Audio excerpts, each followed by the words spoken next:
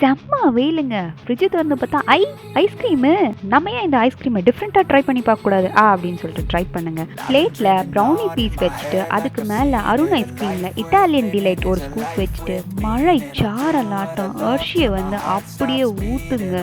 அப்புறம் என்ன, கையில கிடைக்கிற ஸ்ப்ரிங்க்லர்ஸ்லாம் அப்படியே தூவி விடுங்க. முதல்ல பல்லி மிட்டாயை கொஞ்சம் போடுங்க. அதுக்கப்புறம் ஒயிட் சாக்லேட் சிப்ஸ் ஒன்று இருந்துச்சு, அதையும் போட்டாங்க.